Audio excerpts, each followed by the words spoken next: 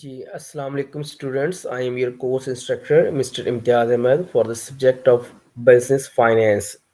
Today, we will discuss on the time value of money again because it required 2 weeks.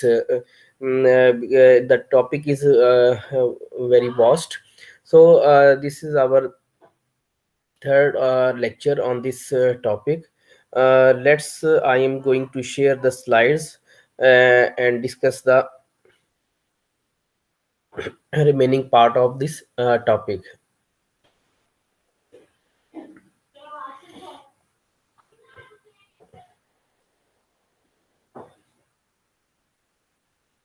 Now we will see the overview of the annuity due.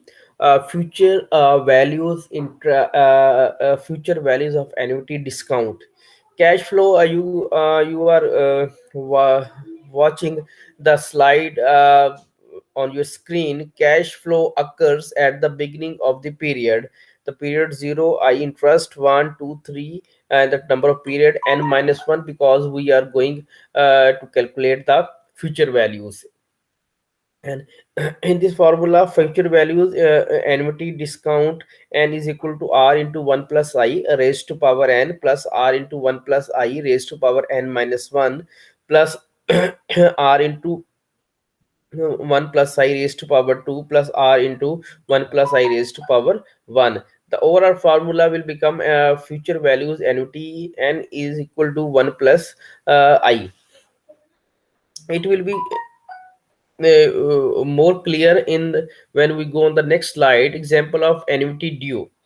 Cash flow occurs at the beginning of the period 0 but 7% rate of interest of 1 2 3 years. At the time of period 0, sorry students, for the first year, when we invest, that is your base year, that is 0 1000, then first year and then first at the start of the first year 1000, then in the start of the second year 1000. The amount will become second year 1070, at first year 1145, and the 0 year 1225. Then you will see the future values annuity due is equal to and is a 3 years is equal to 1000 into 1 plus 7%, 7 over 100, that will become 0.07. When we add it in the 1, then it will become 1.07 raised to power 3, plus into 1000 into 1.07 raised to power 2, plus 1000 into 1.07 raised to power 1. Then we calculate it 1225 plus 1145 plus 1070, it will become 344 and 0. If we are using the table of annuity instead of calculating mathematically the valuation of annuity due, the formula is r into future values interest factor annuity comma n into 1 plus I. Future values interest sorry students, थोड़ा गला खराब है. Future values annuity due is equal to 1000 into future values interest factor 7%, or for the period of 3 years 1.07.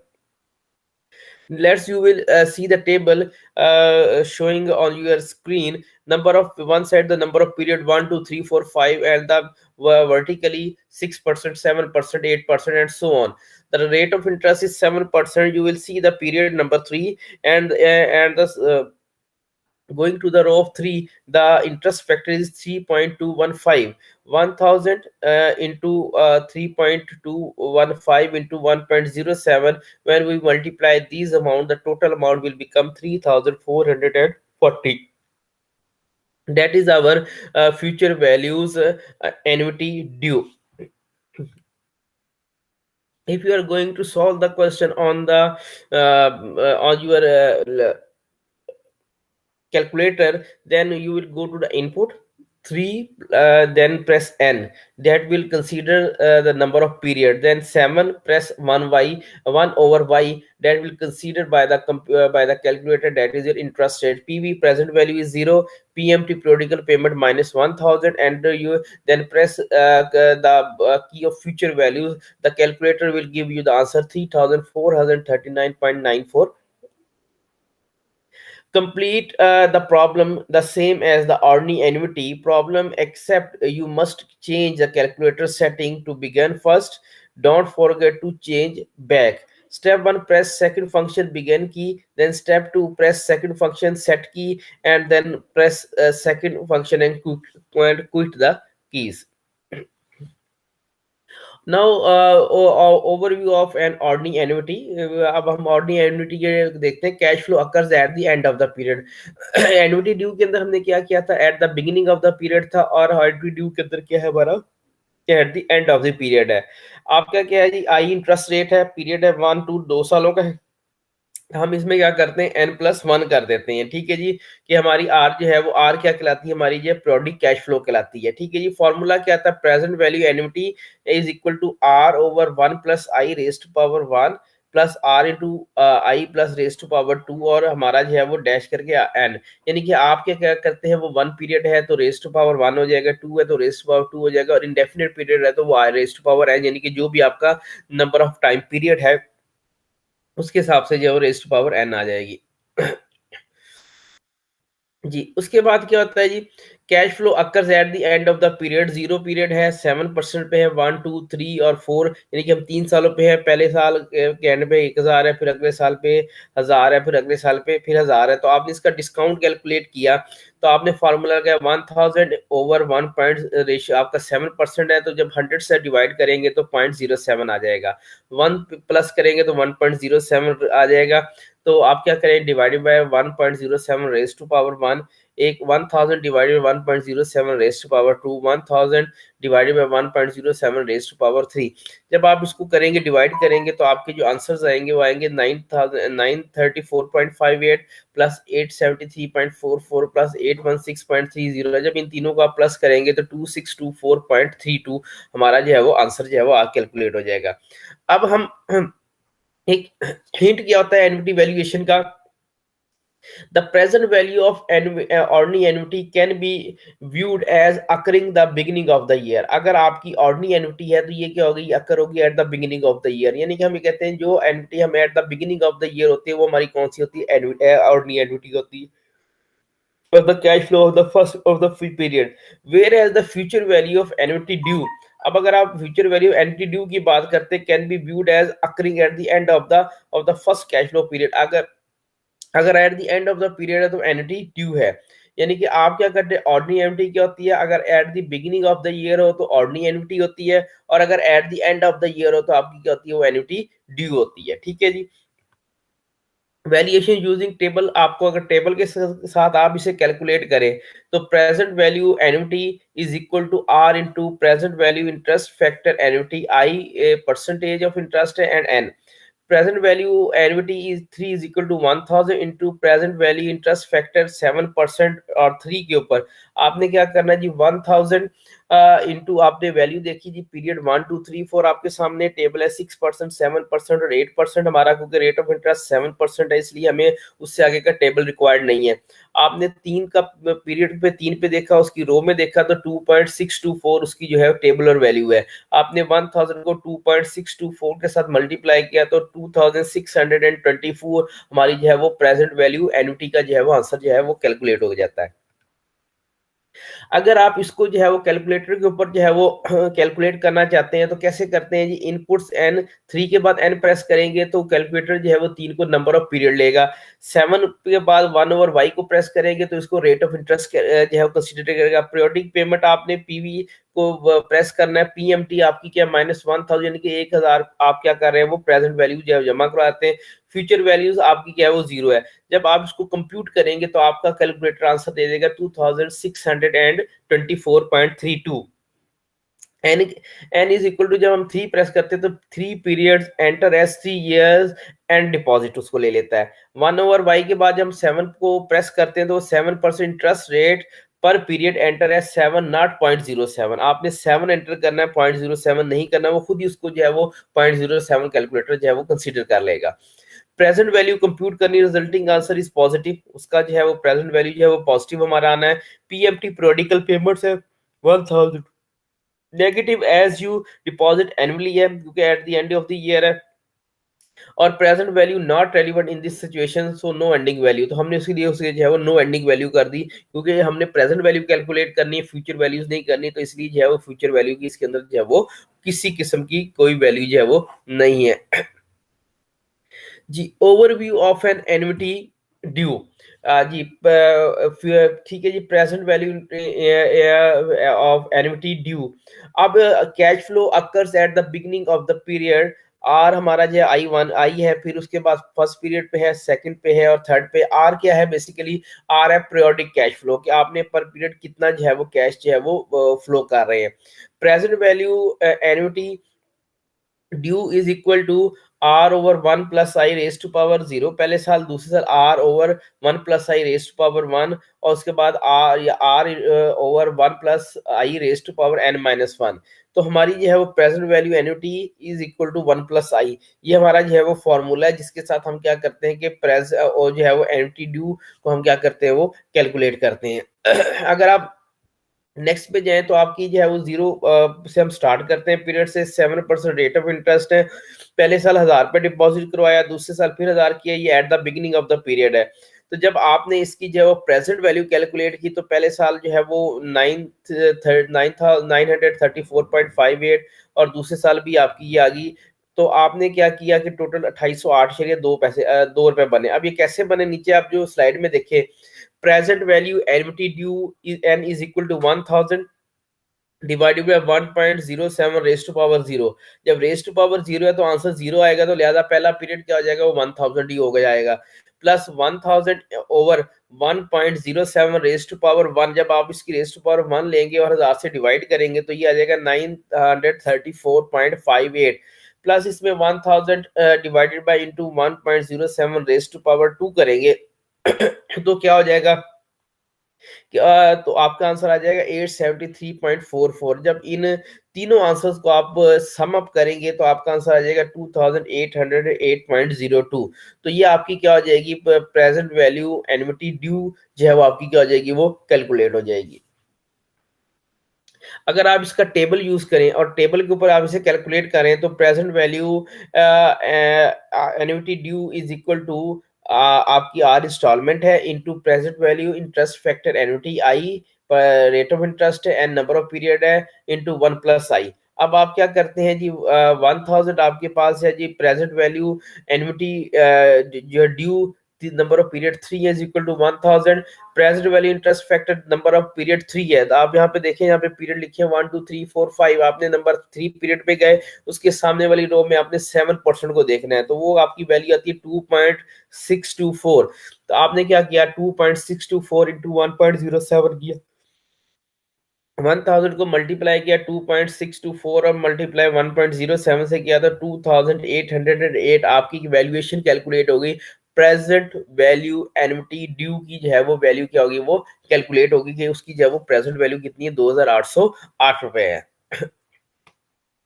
और इसको अगर आप direct calculator के ऊपर जो है वो कैलकुलेट करना चाह रहे हैं, तो क्या हो जाएगा, इनपुट्स में जाएंगे, 3 के बाद n प्रेस करेंगे, 7 रेट ऑफ इंटरेस्ट है, 1/i प्रेस करेंगे, प्रेजेंट वैल्यू हमने कैलकुलेट करनी है, पीरियोडिकल पेमेंट 1000 की है, और हमने प्रेजेंट वैल्यू को कैलकुलेट करनी है, लिहाजा फ्यूचर वैल्यू का यहाँ पे कोई कंसर्न नहीं है, वो 0 ही होगी।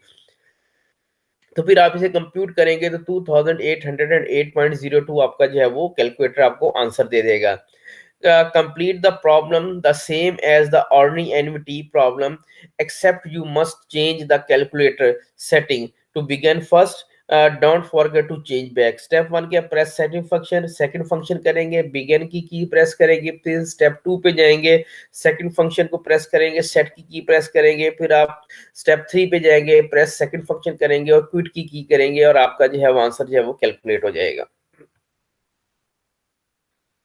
आज step to solve the time value of money problem. अब क्या है कि आपने अगर टाइम वैल्यू ऑफ मनी के क्वेश्चन को कैलकुलेट करना है, तो उसके लिए कुछ इंपॉर्टेंट स्टेप हैं जो आपको क्या करने पड़ते हैं, वो देखने पड़ते हैं। Number 1, read the problem thoroughly, पहले आप प्रॉब्लम को थारोली पढ़ें कि क्या ये ऑर्डिनरी एन्युटी का है या एन्युटी ड्यू का है, ये प्रेजेंट वैल्यू का है, ये फ्यूचर वैल्यू का है, ये जो है वो आपका जो है वो डिस्काउंट पीरियड का है, ये किस टाइप का किस कैटेगरी का क्वेश्चन है। तो आपने क्वेश्चन को क्या करना है, पहले थारोली रीड करना है, हैप्पीली स्टार्ट नहीं करना कि आपका ऑर्डिनरी एन्युटी का क्वेश्चन और आप एन्युटी ड्यू से कर दें, प्रेजेंट वैल्यू कैलकुलेट करनी है, फ्यूचर कर दें, फ्यूचर करनी है तो प्रेजेंट कर दें। तो इन चीजों को बड़ी तसल्ली के साथ आपने चेक करना है। उसके बाद क्रिएट अ टाइमलाइन, आपने टाइमलाइन क्रिएट करनी है, 0 पीरियड है, 1 पीरियड है, 2 पीरियड, 3, 4, 5, जिस तरीके से अभी मैंने आपको क्वेश्चन में ग्राफ्स के अंदर दिखाई। तो आपने क्या करना है, टाइमलाइन क्या करनी है उसकी सेट कर लेनी है। उसके बाद क्या करना है, put cash flows and arrows on the timeline, आपने क्या करना है, कैश फ्लो को पुट अप करना है और आपने उसके बाद क्या करना है, एरोज लगाने हैं टाइमलाइंस के ऊपर। उसके बाद करना है determine if it is a present value और फ्यूचर वैल्यू प्रॉब्लम, फिर आपने ये डिटरमिन करना है कि ये प्रेजेंट वैल्यू की प्रॉब्लम है या फ्यूचर वैल्यूज की प्रॉब्लम है, यानी कि क्वेश्चन जो है वो रिलेट करता है प्रेजेंट वैल्यू के साथ या फ्यूचर वैल्यूज के साथ। फिर क्या होता है जी, फिर determine if solution involves a single cash flow, यानी CF stand for cash flow, क्या ये सिंगल कैश फ्लो का क्वेश्चन है, एन्युटी स्ट्रीम्स का है और मिक्स्ड फ्लो का है। ठीक है जी, तीन ऑप्शन हो सकती है, सिंगल कैश फ्लो होती है, एन्युटी स्ट्रीम्स का हो सकता है या मिक्स्ड कैश फ्लो का हो सकता है। उसके बाद जब आपने ये सारी चीजों को एनालाइज कर लिया, ये सारे स्टेप आपने कंप्लीट कर लिए, then you will go to solve the problem, फिर आप प्रॉब्लम को सॉल्व करें और फिर उसमें जो है वो गलती के चांस जो है वो नहीं होंगे इंशाल्लाह। चेक, फिर आपने जब क्वेश्चन कर लिया, आपने जो मैनुअल क्वेश्चन किया उसको check with your financial calculator. ठीक है, ये ऑप्शनल होता है, यानी कि आप इसको फिर अपने फाइनेंशियल कैलकुलेटर के साथ जो है चेक करें क्या क्या आपने जो कैलकुलेट किया है ये सही है या गलत है। जब फाइनेंशियल कैलकुलेटर से करेंगे तो पॉइंट्स में कोई डिफरेंशिएशन हो सकती है, लेकिन जो मेजर अमाउंट है वो सेम ही होगी। तो फिर आपने अपने फाइनेंशियल कैलकुलेटर के साथ उसे चेक करना है कि क्या जो आपने क्वेश्चन सॉल्व किया है, प्रॉब्लम सॉल्व किया है, उसकी कैलकुलेशन में कोई एरर तो नहीं है, यानी कि आपका क्वेश्चन पेपर में काउंटर चेक हो जाए और उसमें गलती के चांस जो है वो ना रहे। मिक्स कैश फ्लो की एग्जांपल आपके सामने है जी। Julie Miller will receive the set of the cash flows below, what is the present value at a discount rate of 10%, उसकी प्रेजेंट वैल्यू कैलकुलेट करनी है। अब 0 पीरियड 10% रेट ऑफ इंटरेस्ट है, हमने ये जो है वो ग्राफ बना लिया, पहले पीरियड पे 600 था, दूसरे पे 600, तीसरे पे 400, चौथे पे 400, पांचवे पे 100 था। प्रेजेंट वैल्यूज आपने क्या करनी है, इसकी कैलकुलेट करनी। हाउ टू सॉल्व, कहता है जी 16 piece at a time by discounting each piece back to t is equal to 0। आपने क्या करना है, इसको जो है वो पीस एट टाइम के ऊपर जो है वो करना है और आपने हर पीरियड को क्या करना है, डिस्काउंट करना है और बैक टू 0 करना है, यानी कि 0 पीरियड हो तो आपकी जो है वो कितनी जो इसकी वैल्यू होगी। उसके बाद solve a group at a time. ठीक है, अब ग्रुप एट टाइम करना है by first breaking problem into group, सबसे पहले आपने क्या करना है, प्रॉब्लम को ग्रुप्स के अंदर क्या करना है वो डिस्ट्रीब्यूट कर देना है और ऑफ द एंट्री स्ट्रीम्स के अंदर, and any single cash flow groups, और या आपने जो है उसे सिंगल कैश फ्लो ग्रुप्स के अंदर लेके आना। देन आपने क्या ना, each group back to t is equal to 0, क्योंकि हमने प्रेजेंट वैल्यू कैलकुलेट करनी, लिहाजा टी इज इक्वल टू क्या हो जाएगा, इसमें 0 हो जाएगा। अब ये देखिए पीस के अंदर आप देखिए जी 0 पीरियड है 600 पे, आपकी 0 पीरियड पे क्या वैल्यू होगी, दूसरा पीरियड में फिर 600 उसकी क्या वैल्यू होगी, फिर तीसरे पीरियड में 400 क्या होगी, फिर चौथे में और फिर पांचवे में। अब इसकी ये वैल्यूज आपके सामने 545.45, 495.87, 300.53, 273.21, 62.09, इन सबको हमने जब सम अप किया तो 16,1677.15 present value of the mix cash flow. अगर आप इस अमाउंट को देखें तो 6, 6, 12, 4, 16 और 4, 2100, यानी कि 2100 की जो प्रेजेंट वैल्यू है 0 पीरियड के ऊपर वो कितनी है, 1677.15। अब ये कैलकुलेट कैसी हुई, ये नेक्स्ट इस स्लाइड में मैं आपको दिखाता हूँ कि हमने कैलकुलेट कैसे की मिक्स कैश फ्लो को। 600 into present values interest factor annuity 10% discount है for the period of 2 years. ठीक है, फिर 400 है present value interest factor annuity 10% for the period of 2 years, और फिर आपकी जो है वो 10% एट द रेट ऑफ 2%, यानी कि 400 इंटू टू दफा 2 टाइम्स आपने जो है वो 400 क्या किया, वो डिपॉजिट करवाया है।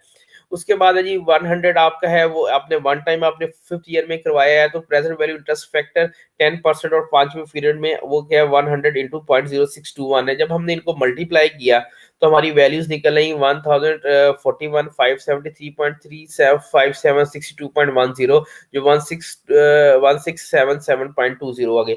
अब ये जो हमने क्या किया, ये हमने यूजिंग टेबल किया है। अब टेबल की वैल्यूज हमने जो है वो आगे से जो है वो ग्रुप टाइम पे हमने, अब हम इसको अगर ग्रुप कर ले, ठीक है जी, हमारे पास जो है वो 1 2 3 4 पीरियड है, 400 की 4 टाइम पेमेंट्स हो गई। ठीक है जी, इसकी हमने प्रेजेंट वैल्यू निकाली तो 1268 होगी, प्लस कर दिया जी वो 200 हमने 2 टाइम जमा करवाया, और प्लस करते हैं इसके अंदर जो 100 हमने जो है वो 1 टाइम जमा करवाया, तो ये इक्वल टू 1677.30 के ऊपर जो है हमारी वैल्यू चली जाती है। अगर हम सॉल्व करें मिक्स्ड कैश फ्लो को बाय यूजिंग द कैलकुलेटर, ठीक है जी, हमारी जो कैश फ्लो जो है वो रजिस्ट्री को यूज करते हुए, तो हमने सबसे पहले क्या करना है, यूज द हाईलाइटेड की by the starting the process of the solving the mix cash flow, press आपने जो है वो CF की करना है, यानी कि आपकी कैश फ्लो की को आपने ये जो CF की आ रही है यहाँ पे इसको आपने इसको प्रेस करना है, देन द डाउन एरो, फिर आपने ये डाउन एरो को प्रेस करना है, और through a few of the keys as you lock at the definition on the next slide, यानी कि फिर आपने कौन सी करनी है, यहाँ पे अब मैं आपको बताता हूँ कि मिस कैश फ्लो को आपने कैसे करना है, यानी defining a calculator variable for CF zero, यानी कि कैश फ्लो जीरो पीरियड है आपका, this is always the cash flow occurring at a time t is equal to zero, यानी कि जब टाइम आपका क्या है वो जीरो है, usually zero for these problems. ठीक है जी, फिर उसके बाद है जी फॉर CNN, यानी कि आपने करना है this is the cash flow size of the nth group, nth group यानी कि जितने भी नंबर ऑफ पीरियड्स हैं आपके, ठीक है जी, group of the cash flow, the note that a group में only contain a single cash flow, for example 351.7, यानी कि आपका जो जितना भी है वो ग्रुप जो है वो सिंगल कैश फ्लो को लेके चल रहा होगा। फॉर FNN, ये कहते हैं ये frequency of the nth group को कहते हैं, this is the each cash flow frequency of the nth group of cash flow, note that this is always a positive whole number, ये पॉजिटिव होगा 1 2 3 4 up to 20 etcetera जितने मर्जी हो जाए। अब NN क्या होता है, represent the nth cash flow, जो हमने ऊपर CNN जिसको हमने जो है वो पिंक किया हुआ था, NN का मतलब होता है represent the nth cash flow of the frequency, thus the first cash flow is C01 while the 10th cash flow is the C10। ठीक है जी, अगर पहली होगी तो उसको 01 कहेंगे, अगर 10th होगी तो उसको जो है वो C10 हम क्या करेंगे वो मेंशन कर देंगे। अगर आपने मिक्स कैश फ्लो का जो क्वेश्चन है वो यूजिंग द कैश फ्लो को रजिस्ट्री के साथ करना है, तो आप क्या करते हैं जी, स्टेप 1 है प्रेस CF की आपने प्रेस करनी है, स्टेप 2 में प्रेस आपने सेकंड फंक्शन की प्रेस करनी है और क्लियर वर्क्स को कर देना है। स्टेप 3 में आपने जाके क्या करना है जी, प्रेस 0 करना है, उसके बाद एंटर करके डाउन एरो लगा देना है। फिर सेकंड जब आपने 01 आपने नेक्स्ट कैश फ्लो 01 का करना है, C01 प्रेस करना है, उसके बाद आपकी जो है वो 600 जो अमाउंट वो एंटर करनी है जो अमाउंट है, उसके बाद डाउन एरो आ जाएगा। CF2 01 करेंगे, प्रेस 2 करेंगे, एंटर एंटर कर देंगे, यानी कि सेकंड पीरियड की अब आप कैश फ्लो एंटर करने लगे हैं। और आपने क्या करना है, CF02 प्रेस 400 एंटर करके डाउन की कर देंगे, और फिर आप क्या करें 402 प्रेस 2 एंटर के साथ आप एरो की कर देंगे कि आपने 2 सालों का जो है वो कैश फ्लो जो है वो कैलकुलेट करना है। नेक्स्ट स्टेप 8 में आपने क्या करना है जी, आपने 03 C03 प्रेस करना है, फिर 100 एंटर करके उसकी डाउन एरो की कर देनी है। फिर स्टेप 9 में आपने जो है वो 03 प्रेस 1 एंटर और एरो की करनी है। उसके बाद आपने क्या करना है, स्टेप 10 में प्रेस एरो की आपने 2 टाइम्स कर देनी है, फिर आपने press NPV net present value की को प्रेस करना है, फॉर 1 एंटर 10 एंटर कैरो की करेंगे और प्रेस CPT की करेंगे, तो आपकी जो प्रेजेंट वैल्यू है वो आपकी क्या हो जाएगी, कैलकुलेट हो जाएगी, जो आपको कैलकुलेटर दे देगा 1677.15। तो इस तरीके से आप क्या कर सकते हैं कि अपनी प्रेजेंट वैल्यू को डायरेक्टली जो है वो फ्रॉम द कैलकुलेटर या फाइनेंशियल कैलकुलेटर, यानी कैलकुलेटर मीन फाइनेंशियल कैलकुलेटर, क्योंकि जो सिंपल कैलकुलेटर है उसके साथ आप इसे कैलकुलेट नहीं कर सकते क्योंकि उसके ऊपर जो है इन फंक्शंस की कीज नहीं होती। तो इसके लिए आपको कौन सा चाहिए होगा, फाइनेंशियल कैलकुलेटर चाहिए होगा, जिसके साथ आप अपने कैलकुलेटर के जरिए जो है वो इसकी जो है वो मिक्स कैश फ्लो की रजिस्ट्री की प्रॉब्लम को जो है वो सॉल्व कर सकते हैं, बल्कि कैश फ्लो के तमाम फ्यूचर प्रेजेंट वैल्यूज को जो है वो इजीली कैलकुलेट कर सकते हैं। अगर आप जनरल फॉर्मूले के ऊपर जाएं तो हम क्या करते हैं, present value is equal to PV naught into 1 plus into 1/m raise to power mn। अब ये क्या होते हैं, एन होता है जी आपका, एफ वी तो आपको पता है फ्यूचर वैल्यूज है, और पीवी है प्रेजेंट वैल्यूज है। N is the number of years, कितने number of years. M is the compounding period per year, एक साल में कितना कंपाउंड हो रहा है। ठीक है, सम टाइम एक साल में एक दफा कंपाउंड और एनुअली होता है, सम टाइम मंथली होता है, सम टाइम क्वार्टरली होता है, सम टाइम सेमी एनुअली होता है, तो ये डिपेंड करता है। ठीक है जी, तो इसलिए हम एम नंबर ऑफ कितनी दफा जो है वो कंपाउंड हो रहा है। I is equal to annual rate of interest है, एफ वी एन एम, इसको कहते हैं future values at the end of the year N. ठीक है, जिस ईयर के आप एन, जिस ईयर के ऊपर आप लेके जा रहे हैं। पीवी नॉट होता है जी present value of the cash flow today, कि आपकी जो है वो आज कैश फ्लो की जो है वो कीमत या उसकी वैल्यू जो है वो कितनी है। इम्पैक्ट ऑफ फ्रीक्वेंसी को देखें जी, Julie Miller has 1000 to invest for 2 years at an annual interest rate of 12%। Annual यानी कि future values is equal to 1000 into 1 plus into आपका रेट ऑफ 12%। जब हम उसे 12/100 करेंगे तो 0.12 आ जाएगा, divided by 1 raise to power 1 into 2, यानी कि आपका जो है एक पीरियड और साल में दो दफा जो है आपका जो है वो इंटरेस्ट रेट जो है वो एनुअल है। आप क्या करते हैं जी, आपकी अमाउंट आ जाती है 1254.40। करना ये है कि आपने जो है वो 0.1/2 को 0.12 को 1 से डिवाइड करेंगे, उसका जो आंसर आएगा उसको 1 में ऐड कर देंगे, और 2 1 हो जाता है, उसकी रेस टू पावर आप क्या लेंगे, 2 ले लेंगे। उसकी रेस टू पावर 2 लेके जो आंसर आएगा उसे आप 1000 से क्या करेंगे, मल्टीप्लाई करेंगे, तो आपका जो आंसर है वो 1254.40 आ जाएगा। ठीक है जी, ये एनुअली है। अगर सेमी एनुअली के ऊपर हम चले जाएं तो फिर क्या होगा, future values 2 is equal to 1। Semi annual का मतलब ये होता है कि बेटा साल में दो दफा, यानी कि हाफ ईयरली जिसे हम कहते हैं, साल में दो दफा इंटरेस्ट आपको को जो है वो मिलेगा। 1000 इंटू 1 प्लस आई 0.12/2, 2 से हमने इसलिए डिवाइड किया कि आपका जो इंटरेस्ट रेट है ये एनुअली है। जब दो से डिवाइड करेंगे तो ये हाफ, ये जो है ना बाई एनुअली सेमी एनुअली आपका हो जाएगा, या हाफ ईयरली कह लेंगे। आपका एन जो है वो number of period, number of 2 time मिलेगा, और एम भी आपका 2 हो जाएगा कि साल में दो दफा कंपाउंड हो रहा है, तो 2 2 द 4 हो जाएगा। आप क्या करेंगे, 1000 इंटू 1 प्लस 0.12/2 करेंगे तो 0.06 हो जाएगा, इसको आप 1 में ऐड करेंगे 1.06, इसकी raise to power 2 to the 4, raise to power आप 4 लेंगे, और उसका जो आंसर आएगा उसे 1000 के साथ मल्टीप्लाई कर देंगे, तो आपकी जो वैल्यू निकलेगी 1262.48 आपकी जो है वो वैल्यू जो है वो कैलकुलेट हो जाएगी। ठीक है जी।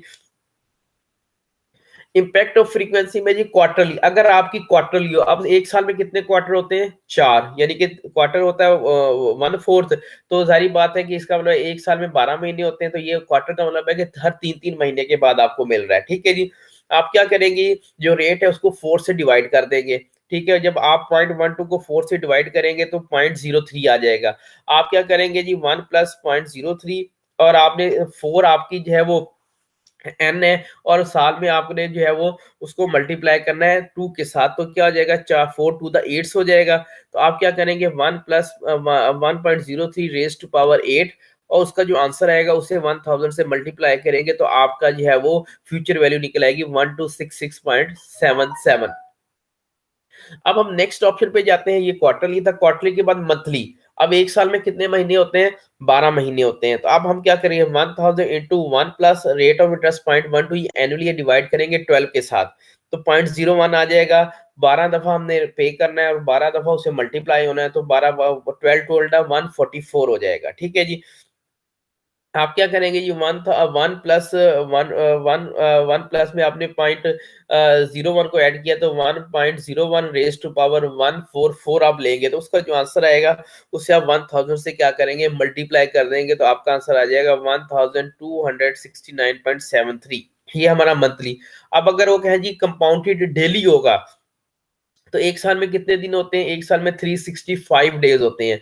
तो आपने क्या करना है जी, 1000 इंटू 1 प्लस 0.12 आपका एनुअल रेट ऑफ इंटरेस्ट है। ठीक है, इसको डिवाइड करेंगे 365 के साथ, तो 1 डे का इंटरेस्ट आ जाएगा। इसका जो आंसर आएगा उसे 1 में प्लस करेंगे, 365 मल्टीप्लाई बाय 2 करेंगे, आपका नंबर ऑफ ईयर्स 2 है आपके, तो ये क्या हो जाएगा, जो भी इसका आंसर ये आ जाएगा 730, जो आंसर आएगा उसकी रेज टू पावर 730 लेंगे, और वो जो भी आंसर आएगा उसे 1000 से जब हम मल्टीप्लाई करेंगे तो 1271.20 हमारा क्या होगा, वो आंसर क्या हो जाएगा, वो कैलकुलेट हो जाएगा।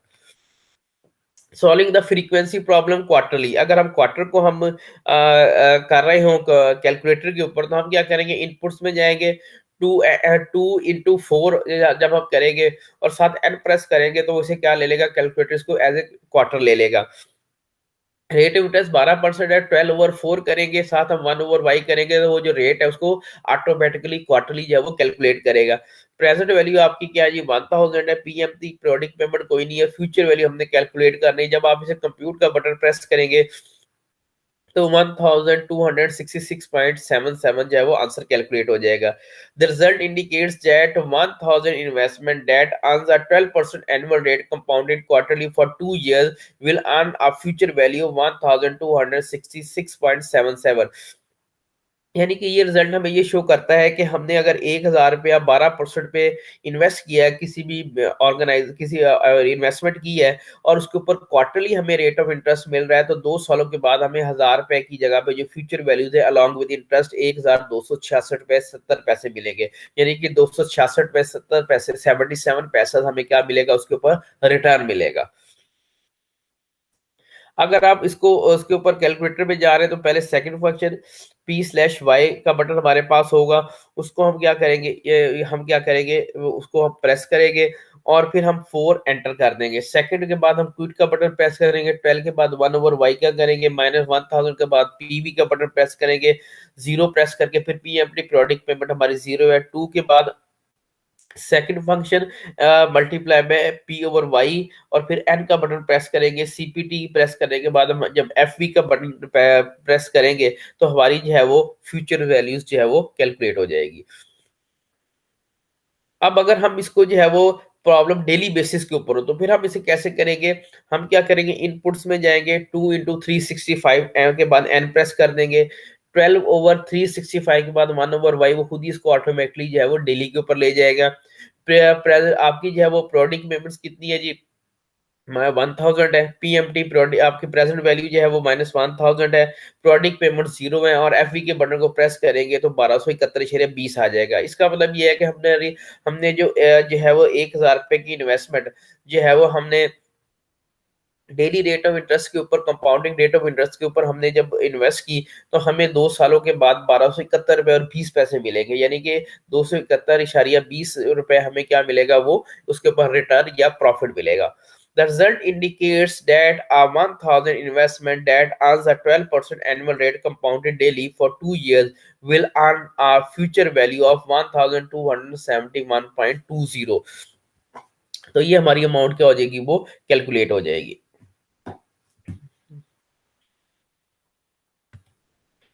अगर आप इसको कैलकुलेटर के ऊपर सॉल्व करते हैं, तो हम क्या करते हैं जी, सेकंड फंक्शन p/y 365 एंटर कर देंगे, सेकंड फंक्शन के बाद क्विट करेंगे, 12 के बाद 1/y प्रेस करेंगे, -1000 आपकी प्रेजेंट वैल्यू है, 0 पीएमटी पेमेंट्स है, 2 इयर्स आपके हैं, सेकंड फंक्शन उसके बाद मल्टीप्लाई बाय p/y और फिर n प्रेस करेंगे, सीपीटी के बाद जब एफई का वैल्यू हम फ्यूचर वैल्यूज को जब हम प्रेस करेंगे, तो हमारा आंसर क्या निकल आएगा, हमारा जो है वो फ्यूचर वैल्यूज जो है वो कैलकुलेट हो जाएगी। Effective annual interest rate, the actual rate of interest earn paid. अब क्या होता है, ये हमारा इफेक्टिव इंटरेस्ट रेट होता है, वो हमारा क्या होता है कि हाँ, आपने जो annual actual interest rate earn किया है, जो वो पे किया है, उसको हम कहते हैं आपका effective annual interest rate. After adjusting the nominal rate for factors such as the number of compounding periods per year। अब आपका जो नॉमिनल रेट होता है वो क्या होता है, फैक्टर्स होते हैं such as number of compounding, कितनी दफा आपने उसे कंपाउंड किया है, 1 + I/m raise to power m-1। ठीक है जी। अगर आप देखें बीवीज यानी कि बास्केट वॉन्डर्स एनुअल इंटरेस्ट रेट, ठीक है जी, हैज अ 1000 सीडी, यानी कि आपका जो है वो कैपिटल डिपॉजिट है at the bank, the interest rate is 6% compounded quarterly for 1 year। What is the effective annual interest rate, ठीक है, E R effective annual interest rate क्या होगा, तो क्या होगा जी, E R is equal to 1 + 6% over 4, यानी कि क्वार्टर है तो इसलिए हमने रेट को 4 से डिवाइड कर दिया, और आगे हम क्या कर रहे हैं, 4 - 1 कर देंगे। जब हमने किया 6 को 4 से डिवाइड किया और इसको 1 में प्लस किया, तो 1.0614 -1 आ गया हमारा। इज इक्वल टू, क्योंकि -1 है, इज इक्वल टू 0.0614। और अगर हम, ये हमारा आंसर है, जब माइनस करेंगे 1 में से, 1.064 में से हम जो है वो -1 करेंगे, तो हमारा आंसर क्या आ जाएगा, 0.0614। और जब हम इसे 100 से मल्टीप्लाई करेंगे तो हमारा आंसर क्या आ जाएगा, 6.14%। क्योंकि जब आप किसी भी डिजिट को 100 से मल्टीप्लाई करते हैं तो आपका जो आंसर है वो किस में चला जाता है, वो परसेंटेज के अंदर चला जाता है। Converting into ER, press second second function. उसके बाद आपने क्या करना है जी, आई कॉन वी में जो की है वो प्रेस करेंगे। उसके बाद है जी 6 के बाद एंटर करेंगे, फिर एरो कीज आ जाएंगी आपकी, फिर 4 एंटर करेंगे, फिर आपकी अपवर्ड की सीपीटी प्रेस करेंगे। सेकंड फंक्शन के बाद आप क्विट को जब प्रेस करेंगे तो आपकी जो है वो इफेक्टिव अर्निंग रेट जो है वो आपका क्या हो जाएगा, वो कैलकुलेट हो जाएगा। Steps to amortization of a loan, अगर आपने लोन को इमोर्टाइज करना है तो कौन से स्टेप्स होंगे आपके, calculate the payment period, payment पर पीरियड। आपने सबसे पहले क्या करनी है, पर पीरियड जो है वो पेमेंट जो है वो कैलकुलेट करनी है। उसके बाद है जी determine the interest rate in period T, आपने जो आपका इंटरेस्ट रेट पीरियड है उसको आपने कैलकुलेट करना है, जो आपका जी सब टी का नाम देते हैं। ठीक है, लोन बैलेंस एट T1 पे कितना है, multiply by 1, i percentage over m, यानी कि नंबर ऑफ कंपाउंडेड आपका कितना है। उसके बाद तीसरे स्टेप में आपने जी compute principal payment in period T, आपका जो टी पीरियड है उसमें उसकी जो प्रिंसिपल पेमेंट्स आपने उसे कंप्यूट करना है, पेमेंट इंटरेस्ट फ्रॉम स्टेप 2, ये आपका स्टेप 2 हो जाएगा पेमेंट इंटरेस्ट के ऊपर। चौथे पे आप चले जाएंगे जी determine ending balance in period T, ending balance जो है उसके ऊपर आपकी जो टी की वैल्यू है वो पीरियड टी की वैल्यू क्या है, इसे हम कहते हैं balance principal payment from step 3 के ऊपर हमारी बैलेंस प्रिंसिपल पेमेंट कितनी है। और नंबर 5 पे start again at step 2 and repeat, आपने क्या करना है, फिर स्टेप 2 को रिवाइज करना है और उसको फिर क्या करना है, आपने स्टेप 2 से ऑनवर्ड क्या करना है, उसको जो है वो रिपीट करना है। तो आपकी जो है वो अमोर्टाइजेशन ऑफ लोन क्या होती है, वो कैलकुलेट हो जाती है। अमोर्टाइजेशन ऑफ लोन की आप एग्जांपल देखें जी, Julie Miller is borrowing 10,000 at a compounded annual interest rate of 12%, amortize the loan if annual payments are made for 5 years। ठीक है जी, जो जूली मिलर ने जो 10,000 बारो किया है 12% रेट ऑफ इंटरेस्ट के ऊपर, और अमोर्टाइजेशन लोन कितनी है, एनुअल पेमेंट्स फॉर 5 years है। Step 1 for payment, PV is equal to r into present value interest factor i और एन। 10,000 आपका जो है वो installment, r is your installment, present value interest factor annuity 12% पे 5 period के लिए, 10,000 इज इक्वल टू आर, और इसके ऊपर जो टेबुलर वैल्यू है 3.605 है। आर हम क्या करेंगे, 10,000 को 3.605 से डिवाइड करेंगे तो हमारी जो इंस्टॉलमेंट है वो कितनी निकल आएगी, वो लोन की 2,774 रुपीज जो है वो कैलकुलेट हो जाएगी। अगर आप इसका 5 सालों का टेबल देखें तो पहले साल आपका जो है वो क्या जी, payment zero, interest zero, principal कितनी, एंडिंग बैलेंस कितना है, 10,000। दूसरे साल आप, पहले साल आपने पेमेंट की है 2,774, इसमें इंटरेस्ट आपका 1,200 है, प्रिंसिपल जो है 1,574 है, बैलेंस 8,424 रुपए है।